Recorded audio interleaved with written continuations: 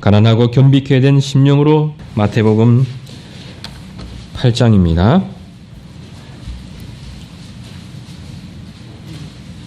3월 달에 공부하고 이제 또 6월 달에 8장 28절에서 34절까지 말씀을 한 번 더 공부하게 됩니다.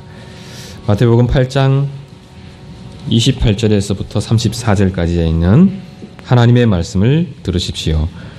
또 예수께서 건너편 가다라 지방에 가심에 귀신 들린 자 둘이 무덤 사이에서 나와 예수를 만나니 그들은 몹시 사나워 아무도 그 길로 지나갈 수 없을 지경이더라. 이에 그들이 소리질러 이르되 하나님의 아들이여 우리가 당신과 무슨 상관이 있나이까? 때가 이르기 전에 우리를 괴롭게 하려고 여기 오셨나이까 하더니 마침 멀리서 많은 돼지떼가 먹고 있는지라. 귀신들이 예수께 간구하여 이르되 만일 우리를 쫓아내시려면 돼지떼에 들여보내 주소서 하니 그들에게 가라 하시니 귀신들이 나와서 돼지에게로 들어가는지라. 온 떼가 비탈로 내리달아 바다에 들어가서 물에서 몰사하거늘 치던 자들이 달아나 시내에 들어가 이 모든 일과 귀신 들린 자의 일을 고하니 온 시내가 예수를 만나려고 나가서 보고 그 지방에서 떠나시기를 간구하더라. 주님께서 이 말씀을 통해서 우리에게 필요한 은혜를 베풀어 주시기를 원합니다. 구약에도 사울 왕과 같이 악령 들린 사람의 이야기가 나오기는 하지만 신약과 대조하여 보면 귀신의 이야기가 거의 나오지 않는다는 것을 알 수가 있습니다. 그런데 마태복음만 해도 4장 24절이나 또 8장 16절에서 귀신 들린 사람들이 주님께 나아오는 것을 보게 되고 또 8장 16절은 예수님께서 말씀으로 귀신들을 쫓아내셨다 이렇게 기록하고 있습니다. 그리고 오늘 본문에서는 그에 대한 실질적인 예가 잘 나타나고 있죠. 예수님이 이 땅에 오시고 각종 병자들을 고치시고 또 귀신을 내어 쫓으셨는데 구약 성경에 나타난 그 어떤 선지자도 예수님처럼 이적이 일상인 그런 모습을 보여주지는 못했습니다. 그런 주님의 모습을 보면서 우리가 가장 먼저 받게 되는 인상은 예수님의 능력의 탁월함입니다. 예수님은 구약의 능력이 많았던 선지자들과 비교해서도 비교할 수 없는 능력을 나타내 보이셨습니다. 또 하나는 권위의 탁월함이죠. 선지자들은 능력을 나타낼 때 하나님께 철저히 의존되어 있는 모습을 보여줍니다.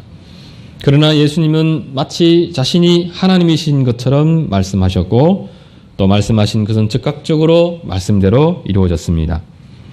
그런데 사도 마태는 마태복음 8장 17절에서 선지자 이사야 말씀을 인용해서 우리 주님의 다른 면을 다음과 같이 증언하고 있습니다. 이는 선지자 이사야를 통하여 하신 말씀에 우리의 연약한 것을 친히 담당하시고 병을 짊어지셨도다. 구약의 선지자들은 병을 고침으로 하나님의 살아계심과 또 권능을 드러내 보였습니다. 그런데 예수님께서 이 땅에 오셔서 각종 병자들을 고치고 귀신 들린 자들의 귀신을 내어 쫓으신 그 궁극적인 이유가 다른 데 있습니다.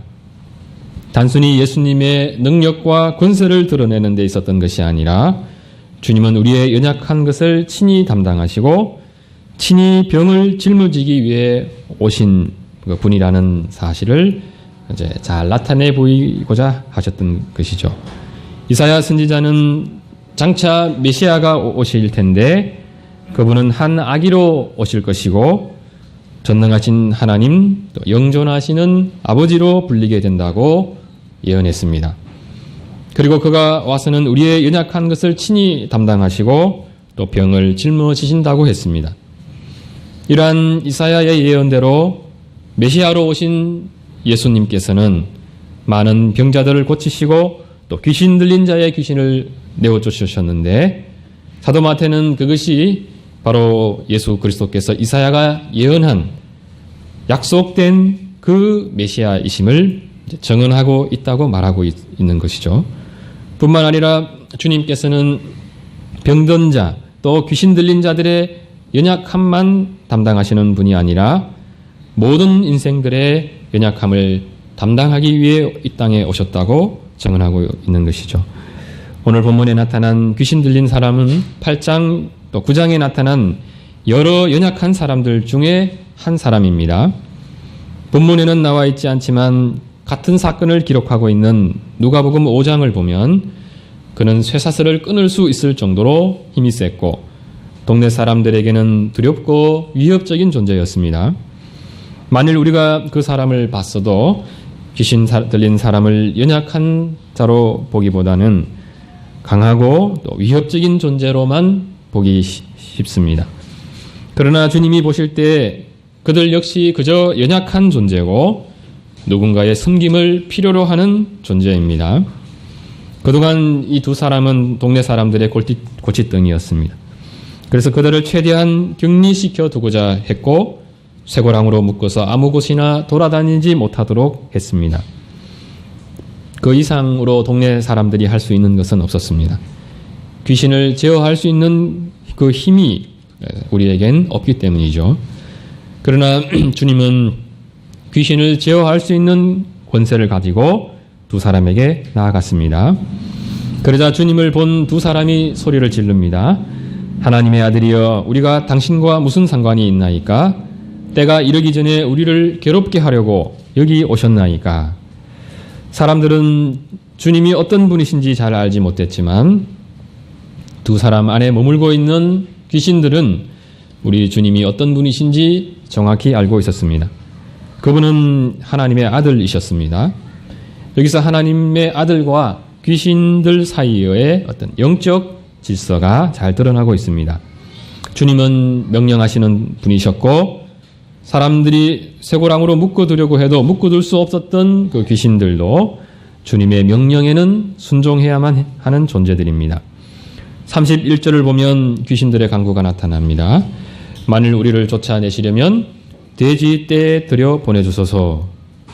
주님은 귀신들의 청을 들어주었고 돼지떼에게 들어간 귀신들은 돼지떼를 몰아 바다에 들어가게 하여 모두 물에 몰살시켰습니다. 돼지가 죽는다고 귀신들이 죽지는 않습니다. 아마도 귀신들은 그렇게 막대한 재산상의 피해를 입힌 후에 다른 곳으로 떠났을 것입니다. 어쨌든 우리는 이 사건을 통해서 우리의 연약함을 담당하기 위해 오신 주님께서 그 일을 어떻게 감당해 가고 계신지를 보게 됩니다. 동네 사람들은 예수님 때문에 발생한 경제적 손실 때문에 귀신 들린 사람이 이제 멀쩡해진 그런 좋은 일을 보고도 함께 그 기쁨을 누리지는 못했을 것입니다. 34절을 보면 소문으로 듣던 예수님께서 자신들의 동네에 오셨고 큰 이적을 행하셨지만 그들이 주님께 원했던 것은 될 수 있는 대로 자신들의 지방에서 주님이 속히 떠나달라는 것이었습니다. 그런데 이런 동네 사람들과는 달리 귀신 들렸었던 두 사람은 아마도 주님께서 자신들에게 베푸신 그 은혜가 남다르게 다가왔을 것입니다. 주님은 귀신들이 왜 돼지떼기로 들어가게 해달라고 청했는지 잘 알고 있으시죠. 그들이 하는 일이란 늘 주님을 대적하는 일이고 또 곤란에 빠뜨리는 일입니다. 이번에도 그렇게 했습니다. 실질적으로 주님은 그 일로 동네 사람들로부터 환영받지 못했고 서둘러 그 지방을 떠나셔야 했습니다. 그런 귀신들의 의도를 잘 알면서도 그들의 청을 허락해 주신 그 이유가 무엇이겠습니까? 귀신들의 청을 거절할 만큼은 힘이 없으셔서도 아닐 것이고 돼지떼는 물에 빠뜨려 몰살시켜도 되는 있으나마나한 그런 존재로 생각하셨을 리도 없습니다. 주님 역시 돼지떼가 얼마나 동네 사람들에게 소중한 재산인지 또 돼지의 목숨이 얼마나 또 귀한지 잘 아시는 분이십니다. 그리고 마음만 먹으면 그들의 청을 거절하고 귀신을 멀리 내어 쫓으실 수도 있죠. 그런데도 그렇게 하신 것은 그것이 결국 귀신 들린 그 두 사람에게 도움이 되기 때문입니다.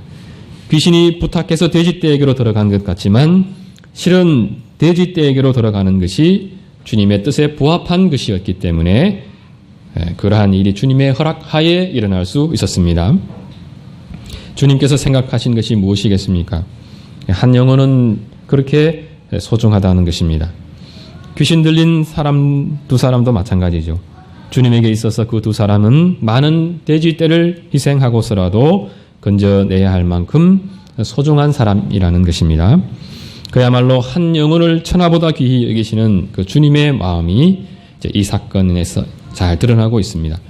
동네 사람들과는 달리 적어도 이들은 자신들을 귀신에게서 벗어나게 해주시기 위해 그 많은 돼지떼를 희생하신 그 주님으로 인한 감사가 그 마음에 넘치고 있었을 것입니다.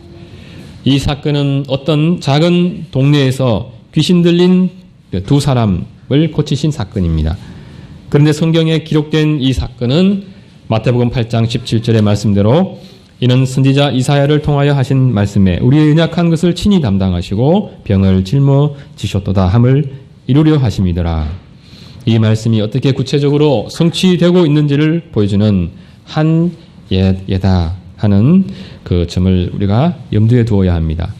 특히 이 사건은 주님께서 십자가를 짊어지심으로써 해결하고자 하셨던 인간의 세 가지 문제 가운데 하나를 아주 잘 보여주고 있습니다. 모든 사람들은 세 가지의 지배를 받으면서 살아갑니다. 하나는 이제 죄의 지배죠. 또 하나는 사망의 지배고, 그리고 마지막으로 또 사탄의 지배입니다. 질병은 인간이 사망의 지배 아래 살고 있음을 보여주는 좋은 예죠. 8장 2절에 나오는 나병 환자들은 사망에 대한 두려움보다 죄의 지배에 더 많이 시달리는 사람들이라 할 수 있습니다. 그들은 자신들의 병이 자신들의 죄로 인한 하나님의 심판으로 생각했기 때문입니다. 그리고 본문에 등장하는 귀신 들린 두 사람은 인간이 사탄의 지배 아래 살아가고 있음을 보여주는 또 단적인 예죠. 마태가 8장 17절에서 말한 우리의 연약한 것이란 바로 이 세 가지의 지배 아래 사는 존재로서 그 인간의 연약함을 염두에 두고 표현한 말씀입니다. 보통 사람들은 자신들이 연약한 것을 잘 인정하지 않죠. 연약한 것도 노력 여하에 따라 얼마든지 극복 가능하리라 생각합니다. 선한 삶을 통해서 죄와 죄책감에서 벗어날 수 있으리라 생각합니다.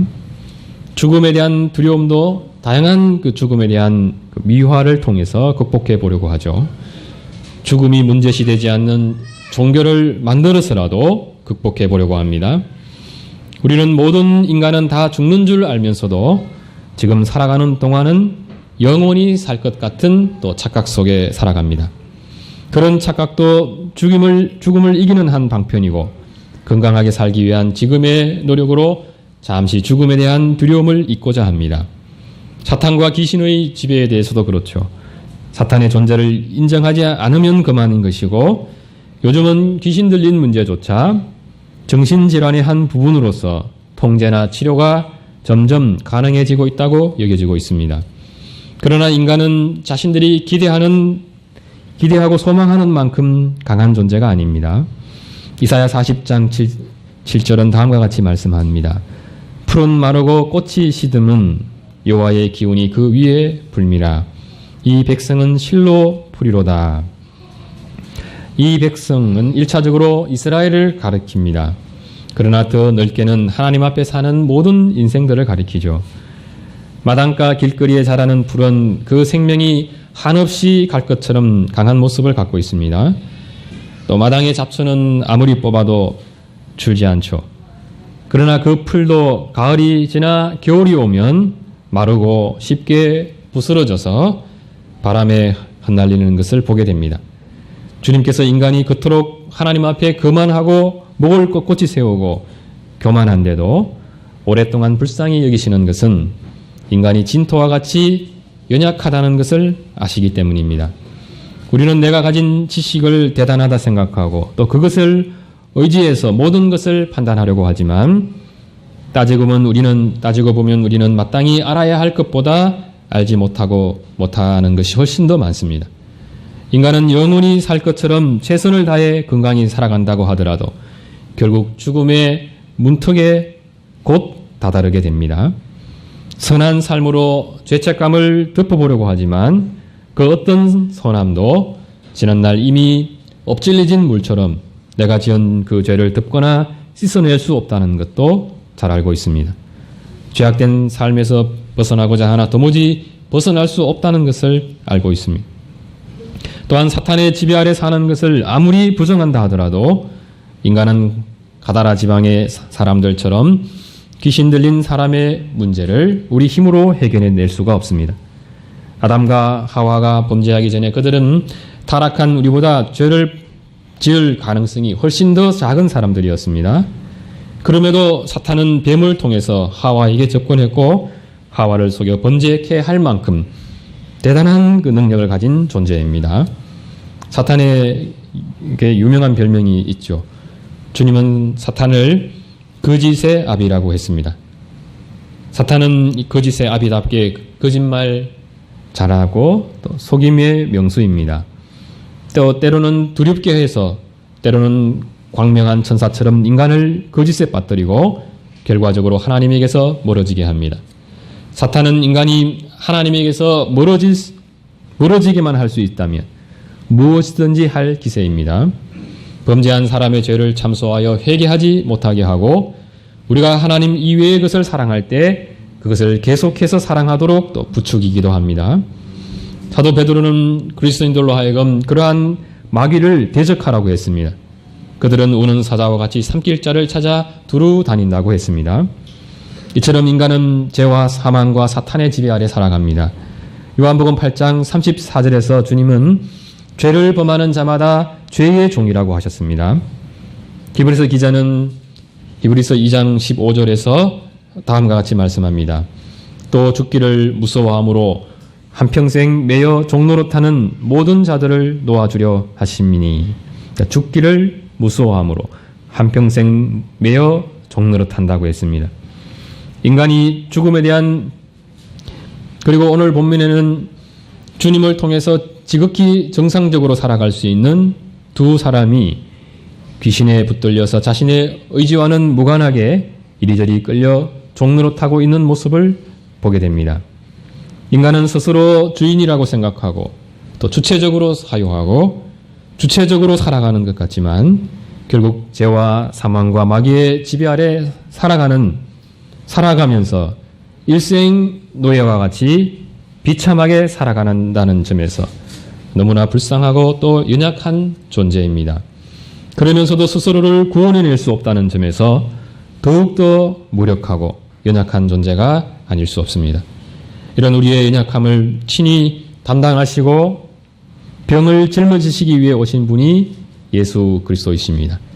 이것은 이스라엘을 출애굽시킨 모세나 사무엘이나 엘리야와 같은 위대한 선지자들조차 할 수 없는 것입니다.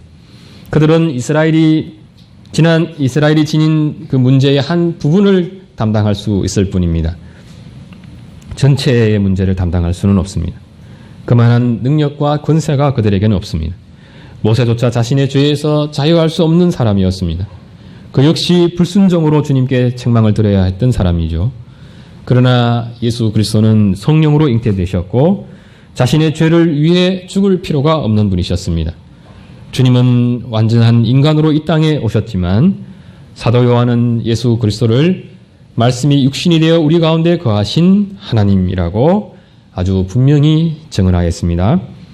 주님은 아버지 하나님과 항상 함께 일하셨고 아버지께서 일하시니 나도 일한다고 했습니다. 주님은 아버지와 같은 권위와 능력으로 일하시는 성자 하나님으로 이 땅에 오셨습니다. 그 그리스도께서 공생의 기간 동안 보이신 많은 이적들은 사실 주님의 능력이 얼마나 큰지를 보이기 위함이 아닙니다. 주님의 능력은 이미 천지 만물과 인간을 창조하신 그곳에서 빛나고 있기 때문입니다. 그런 주님께서 공생의 기간에 보이신 그 이적들은 주님이 바로 구약에 약속된 그 그리스도이심을 나타내 보이기 위함이죠. 또한 그 그리스도께서 오심으로 이제 메시아가 통치하는 영원한 하나님 나라가 도래했음을 나타내 보이기 위함이셨습니다. 마태복음 4장 17절에서 주님은 다음과 같이 말씀합니다. 회개하라 천국이 가까이 왔느니라. 예수 그리스도께서 오심으로 이제 천국 곧 하나님 나라가 도래했다는 것입니다. 그 나라가 시작되었음을 가장 분명하게 보여주시는 분이 바로 주님입니다. 주님은 하나님 나라의 왕으로 이제 오셨습니다. 이제 왕이 등장한 것이죠. 주님은 여러 말씀을 통해서 하나님 나라를 또 소개해 주셨습니다. 연약한 자들의 문제를 담당해 주심으로 메시아로 말미암는 이 회복의 일들이 아주 분명하게 나타나고 있다는 것도 눈앞에 펼쳐 보이셨죠. 당시 예수님을 통해서 무수히 많은 이적을 경험한 이스라엘 백성들은 예수님께서 그런 능력을 지닌 왕으로 자신들을 계속해서 다스려 주기를 바랬습니다. 그들 중 많은 사람들이 이스라엘의 회복을 꿈꿨습니다. 예수님을 통한 회복이죠. 로마 압제로부터 해방된 완전히 독립된 이스라엘입니다. 그러나 주님께서 이 땅에 오신 것은 이스라엘을 로마의 압제로부터 구원하기 위해서 오신 것이 아니라 모든 인간을 죄와 사망과 사탄의 권세로부터 압제로부터 구원하기 위해 오셨습니다. 이를 위해 주님께서 짊어지셔야 했던 것, 인간의 죄악이죠. 그래서 이사야 선지자는 이사야 53장 4절에서 그는 실로 우리의 질고를 지고 우리의 슬픔을 당했다고 기록합니다. 그리고 6절에서 다음과 같이 말씀합니다. 우리는 다 양 같아서 그릇 행하여 각기 제 길로 갔거늘 여호와께서는 우리 모두의 죄악을 그에게 담당시키셨도다. 주님께서 이 땅에 오셔서 담당하고자 하셨던 것이 바로 우리 모두의 죄악입니다. 그 죄 때문에 인간은 영적으로 사망에 이르게 되었고 죄와 사망과 사탄의 지배 아래 살게 되었습니다. 주님께서 창조하신 이 세상을 주님 이외에 다른 것이 지배하고 주인 행세하는 그런 이상한 일이 발생하게 된 것입니다. 주님을 믿지 않는 분들은 지금 우리 삶이 정상적인 것 같고 예수님이 우리의 죄를 짊어지시기 위해 오신 것이 도리어 이상해 보일 수 있습니다. 우리는 주님이 다스리는 그런 세상을 경험해보지 못한 사람들입니다. 그러나 지금 우리의 모습은 비정상적인 모습이죠. 이 세상을 창조하신 분이 다스리는 것이 정상적이지 않습니까? 그리고 죄와 사망과 사탄의 지배에서 스스로 벗어날 수 없는 인간이 주님으로부터의 구원을 바라는 것도 알고 보면 지극히 정상적인 모습이지 않습니까? 인간은 사실 스스로 죄의 삭을 지불할 수 없다는 점에서 진정으로 연약한 존재입니다. 그런 우리의 연약함을 대신 감당해 주시기 위해 그리스도께서 우리를 대신하여 짊어지신 것이 죄였고 주님은 우리의 죄를 지고 골고다 언덕을 오르셨고 또 십자가에 못 박히셨습니다. 그래서 우리를 대신하여 하나님 아버지의 진노와 심판을 다 받으셨습니다. 그리고 마침내 우리를 대신해서 죽임을 당하셨습니다. 그러므로 그리스도께서 십자가에 못 박혀 죽으실 때 주님은 혼자 죽으신 것이 아니라 장차 하나님 나라의 백성이 될 모든 사람들이 이제 주님과 함께 못 박히고 죽임을 당하였습니다. 그리고 그리스도께서 다시 사심으로 하나님 나라의 백성이 될 모든 사람들이 주님과 함께 살아나게 되었습니다. 그리고 그리스도와 함께 영원히 살 수 있게 되었습니다. 이것이 바로 주님께서 이 땅에 오셔서 연약한 우리를 대신해서 감당하고자 하셨던 것입니다. 주님은 가다라 지방에 귀신 들린 사람들을 귀신의 지배로부터 자유하게 해주셨습니다. 당시 사람들이나 심지어 주님의 제자들조차 그 이상을 보는 것은 쉽지 않습니다. 그들로서는 귀신에 붙들려 있었던 사람이 멀쩡해진 것만으로도 놀랍습니다. 그러나 우리의 연약함을 담당하기 위해 오신 주님께서 우리에게 주고자 하시는 선물은 이와는 비교가 되지 않습니다.